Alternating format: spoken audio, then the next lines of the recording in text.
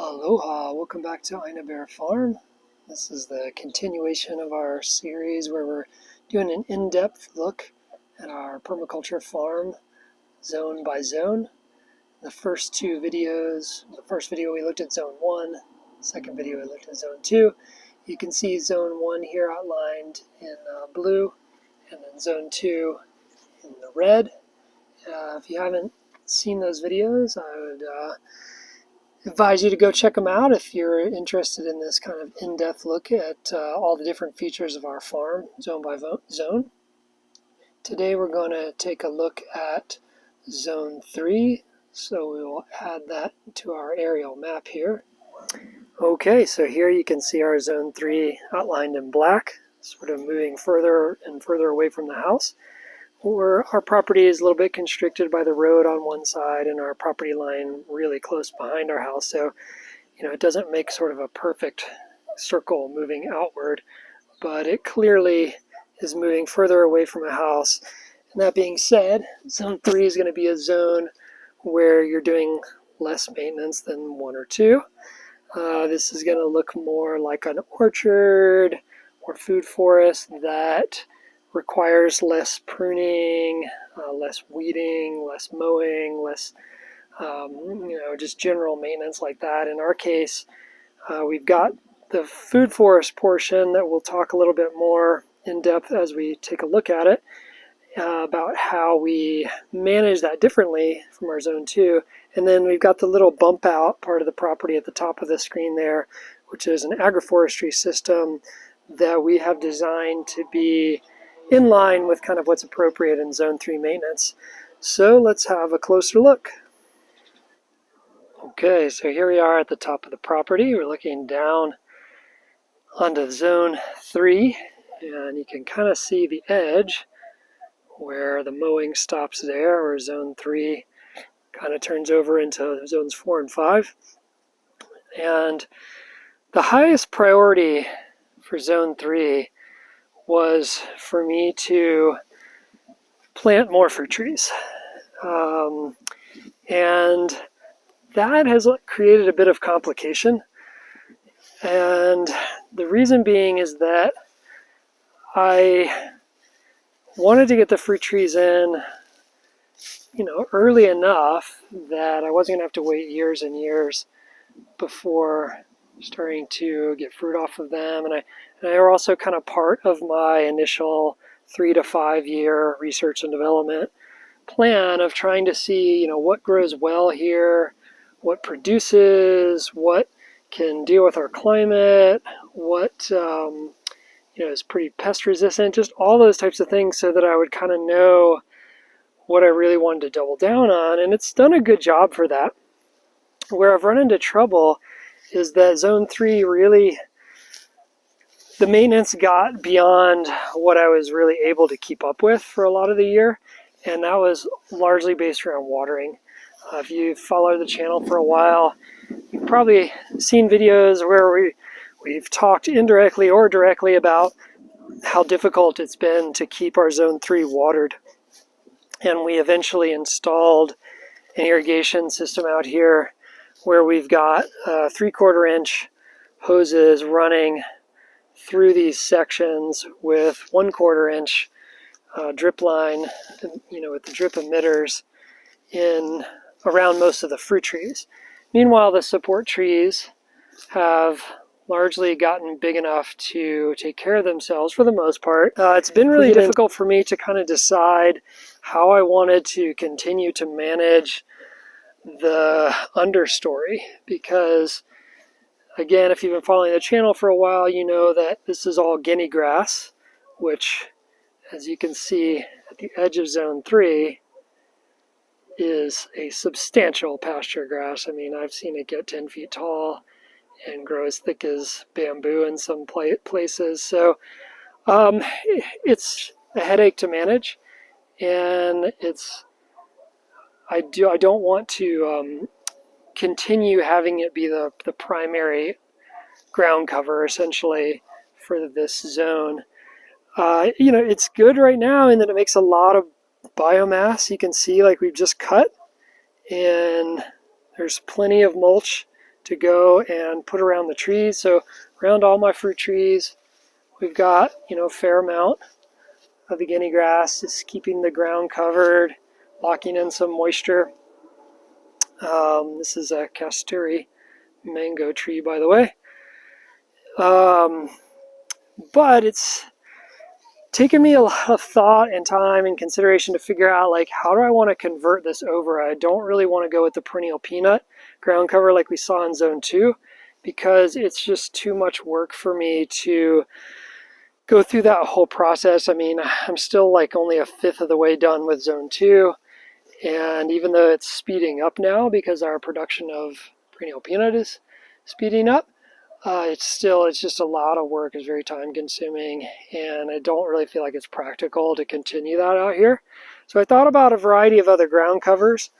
I thought about Wedelia as one, which is a very aggressive kind of vining type of ground cover, or Singapore daisy, you might know it as. And I've kind of been going back and forth about, do I want to introduce that here? Once you introduce it, it's kind of going to start going, and I don't really want to have to go back and deal with it later if I decide I don't want it. And I finally did decide against it. And the reason being is that I do intend for this zone to have a more full canopy. And that means that all of this understory will eventually be quite shaded out. And that's another reason why the perennial peanut is probably not a great choice, because eventually it wouldn't be strong in the shade, and it would kind of be a lot of work to go through just for something that's more temporary. So long story short, what I've decided to do is start clearing the grass, putting in a lot of pigeon pea. And this is going to be my quote-unquote pioneer species, because it's a nitrogen fixer. I've got tons of seeds, easy to grow, it's drought resistant, grows fast, and what it does is it immediately creates shade, fixes nitrogen, puts a little bit more like woody carbon into the system. But the best thing that I've seen it do is the leaf drop. Once these get big and you start getting regular leaf drop, and that mulch gets on the ground and starts smothering out weeds, and then creating really nice conditions for long-term forest understory plants like ferns.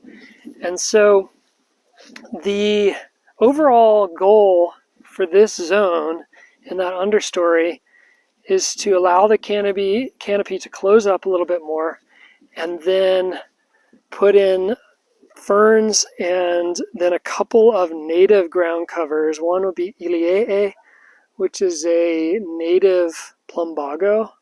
It's really quite nice, and it's pretty adaptable to full sun, partial sun, pretty shady. It's drought tolerant. And then the other one would be Ilima, which is a very common ground cover here. It's a native ground cover. And so I'm really excited that I have finally kind of decided that that's the way I want to go. So now it just comes down to the implementation. So I got the pigeon pea started up there. I'm starting on a lot of the rows as a kind of initial starting place. So we make our way around. This is a Maafala ulu, or breadfruit tree.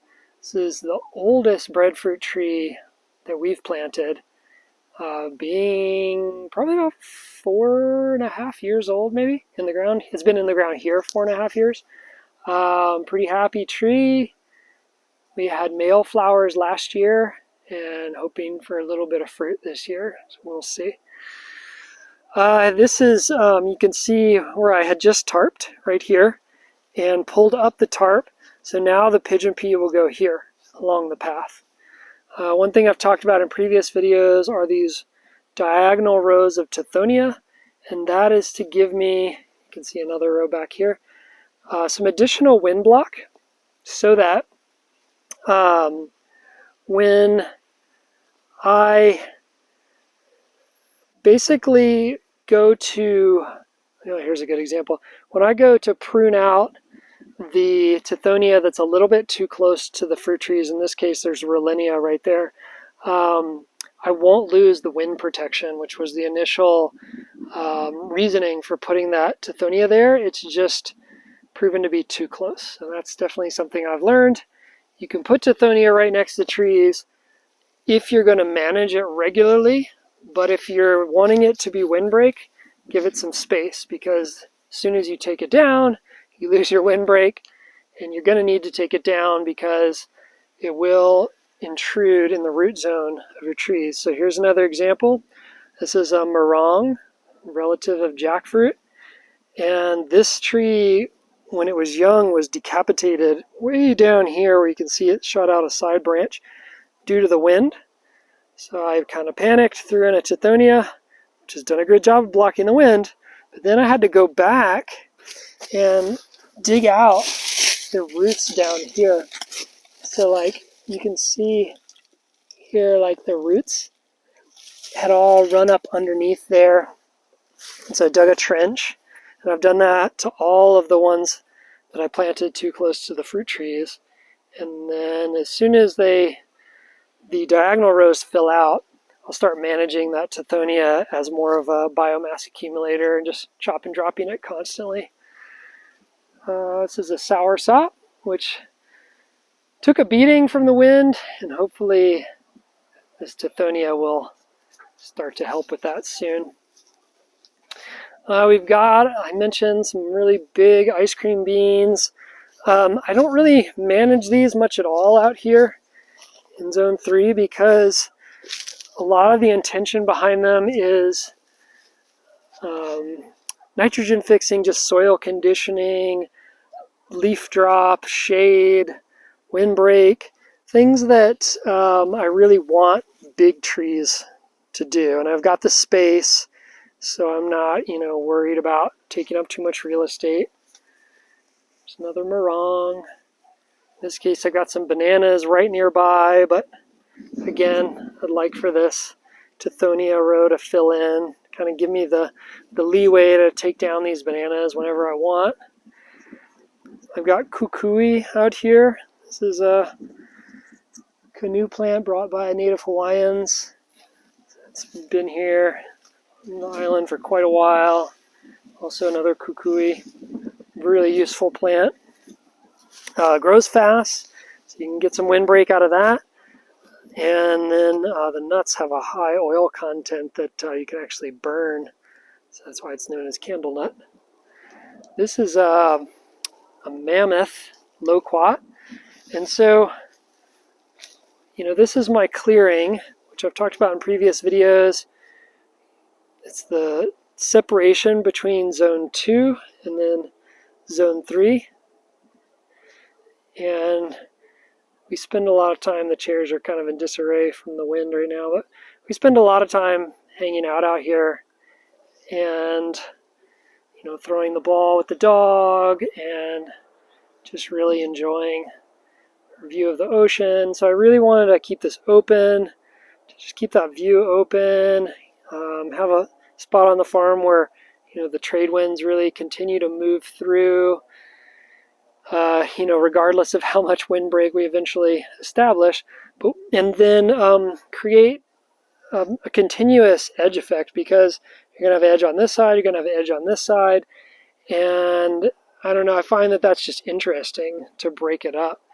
And then I mow this, but I use that grass to supply our garden with mulch and also add it to our compost piles, just as compost material, and then sometimes I just spread it around the fruit trees. So even though it's extra maintenance and mowing lawns is not the best permaculture practice overall, it all serves a purpose, and it's one that seems to be a really good fit for us on the farm right now.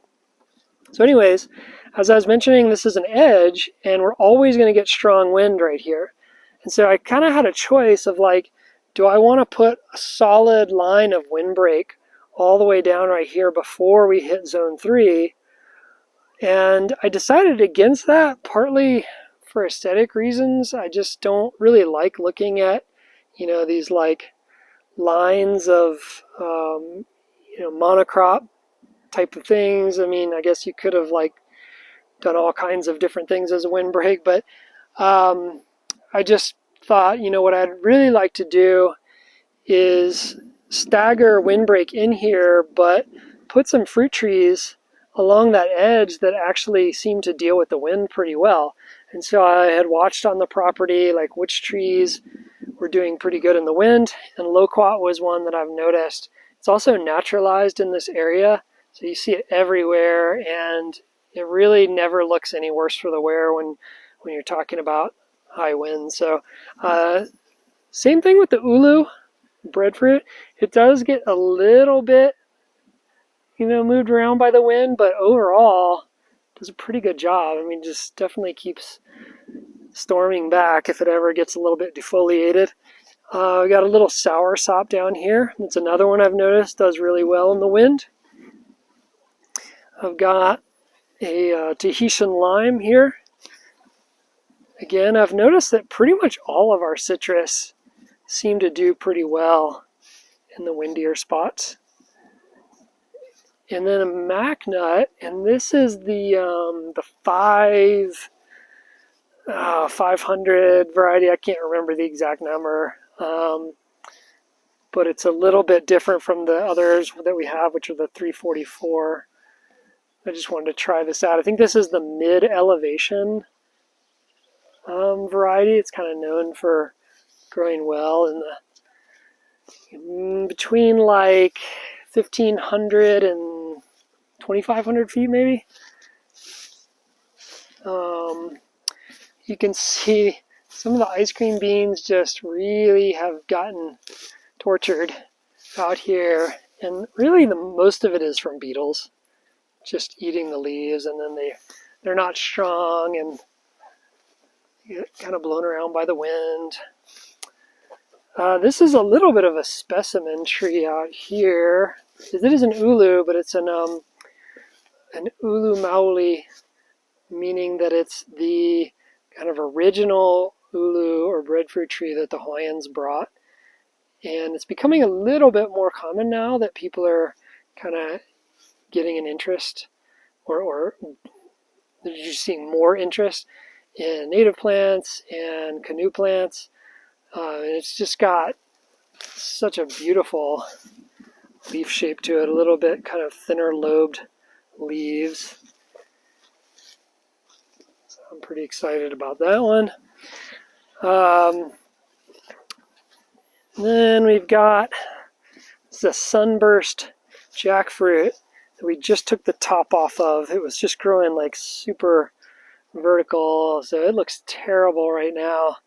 Got that rust on it, like our dwarf Zemon pink jackfruit, but hopefully gonna bounce back soon. Another soursop, and then we're down here at the lower section where we don't have any fruit trees planted, just some support species in so far. Some ice cream bean. We've got a little coral tree down there, some gliricidia. Looks like our security dog is hard at work on patrol down here. And then there's the last thing before moving out of this part of the food forest. This is all kind of a new section of Zone 3 that we've cleared. And we've got, I think, about 15 areas cleared for fruit trees, where we go in, we put the trunk circles around, we start piling up the guinea grass for mulch. So a lot of opening spots, and we're letting some of these support trees come in. And so like this is the little Acacia confusa. We've got ice cream beans in here. We've got gliricidia. You can see like a gliricidia here. Kukui. So a few things mixed in there. We're kind of letting those get established, and we'll probably get some diagonals of Tithonia put in here soon too, and then come back and start thinking about some of those fruit trees that have performed well, that we want to double down on. Certainly ulu has been a good one, mango has been a good one, and soursop has been good. So, just trying to balance like things that grow well, easy to maintain, productive, and then that there's also a market for, because, we've gone beyond just producing for ourselves now, and anything additional that we plant is really for the purpose of selling. All right, so that's the food forest. Now we'll walk down and take a look at the agroforestry system. All right, so here we are in our syntropic style agroforestry system, and this is really a good time of year to include it in a video like this, because it really sort of demonstrates how we manage / don't manage this area. This is zone 3, and I have it on the irrigation, and it was really designed to not create a whole bunch of extra management for myself.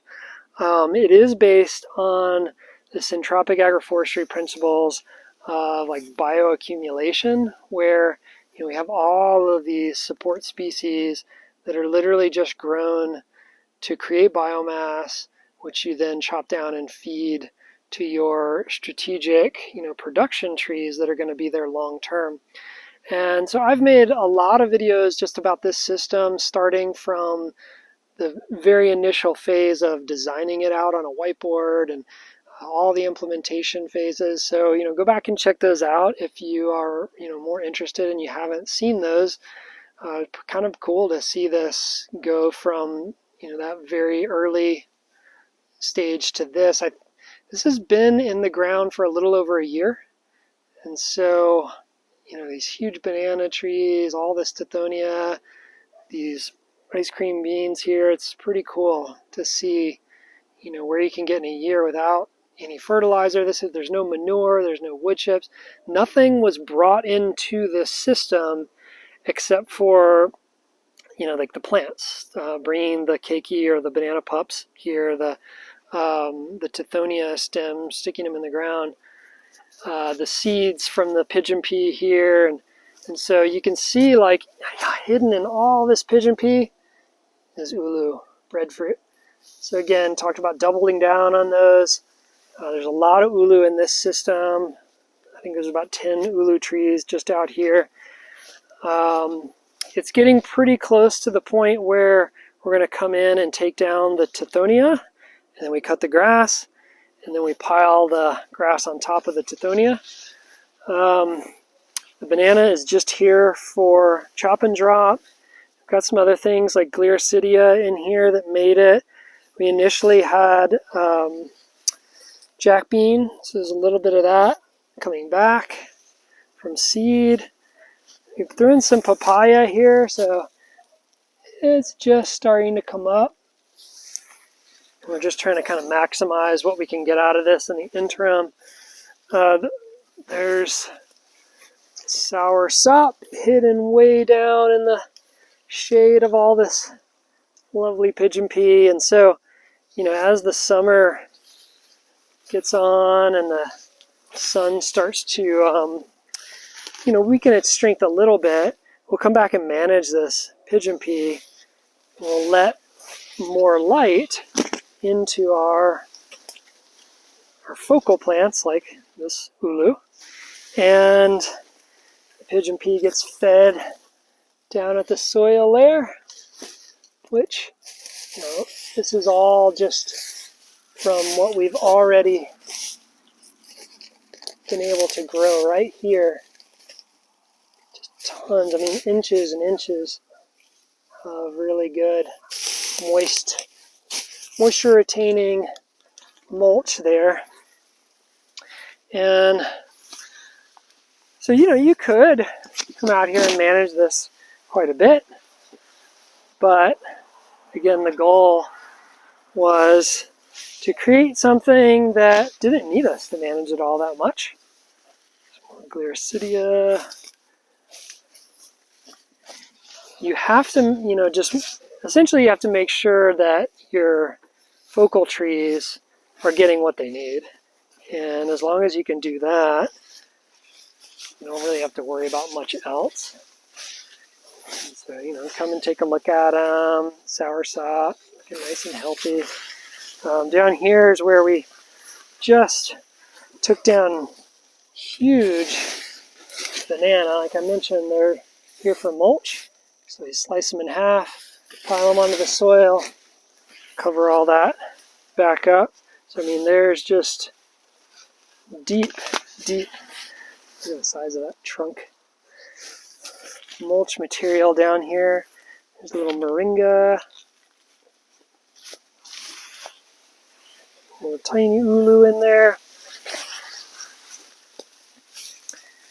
And you know, between the tithonia and the grass, those banana trunks, like they smother out the weeds on these fruit tree rows. So there's 3 fruit tree rows that follow where the bananas are.